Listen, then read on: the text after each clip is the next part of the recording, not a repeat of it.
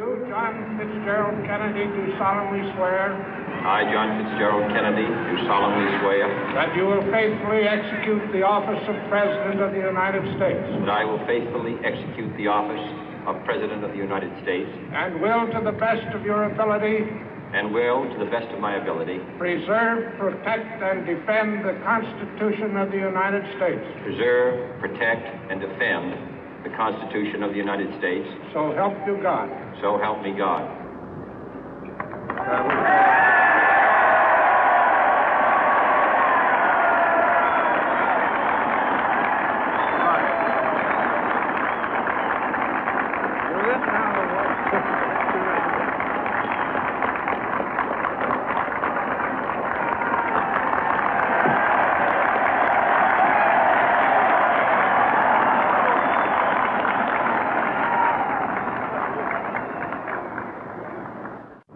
Vice President Johnson, Mr. Speaker, Mr. Chief Justice, President Eisenhower, Vice President Nixon, President Truman, Reverend clergy, fellow citizens. We observe today not a victory of party, but a celebration of freedom, symbolizing an end as well as a beginning, signifying renewal as well as change. For I have sworn before you and Almighty God the same solemn oath our forebears prescribed nearly a century and 3/4 ago.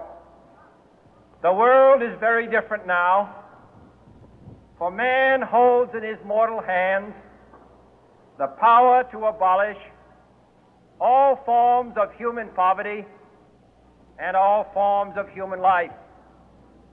And yet the same revolutionary beliefs for which our forebears fought are still at issue around the globe.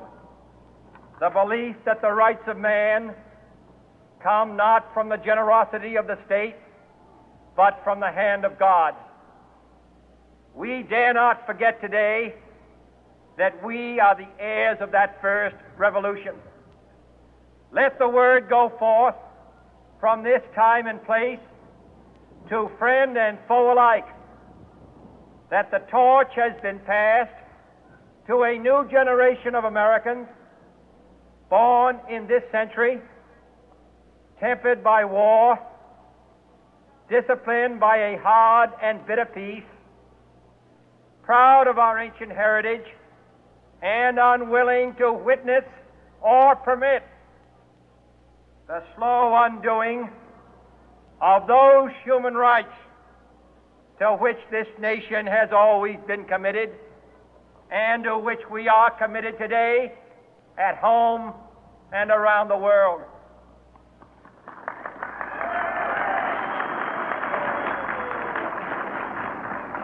Let every nation know, whether it wishes us well or ill, that we shall pay any price, bear any burden, meet any hardship, support any friend, oppose any foe to assure the survival and the success of liberty.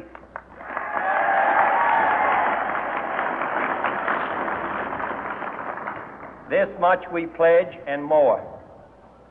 To those old allies whose cultural and spiritual origins we share, we pledge the loyalty of faithful friends.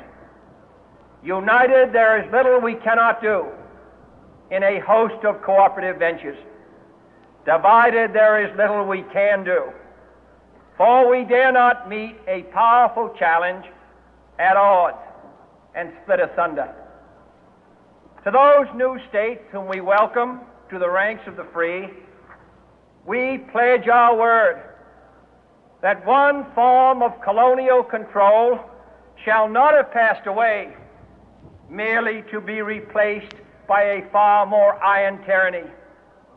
We shall not always expect to find them supporting our view, but we shall always hope to find them strongly supporting their own freedom, and to remember that in the past, those who foolishly sought power by riding the back of the tiger ended up inside.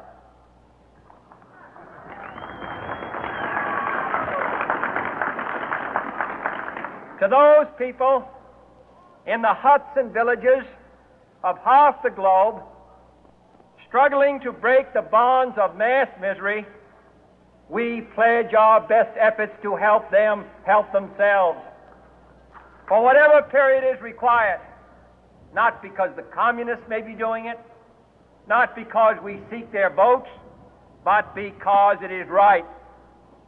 If a free society cannot help the many who are poor, it cannot save the few who are rich.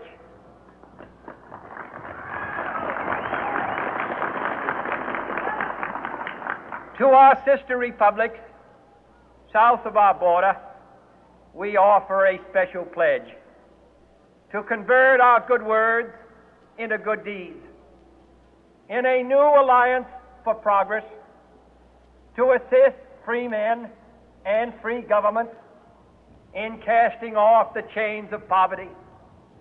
But this peaceful revolution of hope cannot become the prey of hostile powers. Let all our neighbors know that we shall join with them to oppose aggression or subversion anywhere in the Americas. And let every other power know that this hemisphere intends to remain the master of its own house.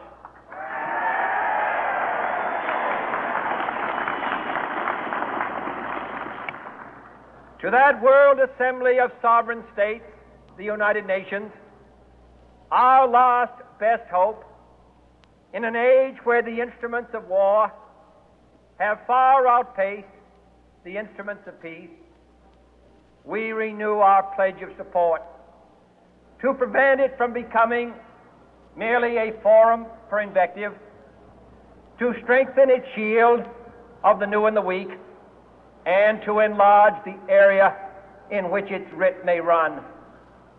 Finally, to those nations who would make themselves our adversary, we offer not a pledge, but a request that both sides begin anew the quest for peace. Before the dark powers of destruction, unleashed by science, engulf all humanity in planned or accidental self-destruction, we dare not tempt them with weakness, for only when our arms are sufficient beyond doubt can we be certain beyond doubt that they will never be employed. But neither can two great and powerful groups of nations take comfort from our present course, both sides overburdened by the cost of modern weapons, both rightly alarmed by the steady spread of the deadly atom, yet both racing to alter that uncertain balance of terror that stays the hand of mankind's final war. So let us begin anew, remembering on both sides that civility is not a sign of weakness, and sincerity is always subject to proof. Let us never negotiate out of fear, but let us never fear to negotiate.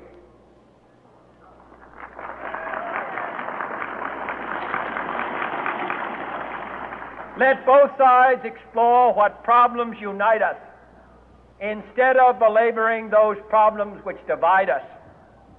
Let both sides, for the first time, formulate serious and precise proposals for the inspection and control of arms, and bring the absolute power to destroy other nations under the absolute control of all nations.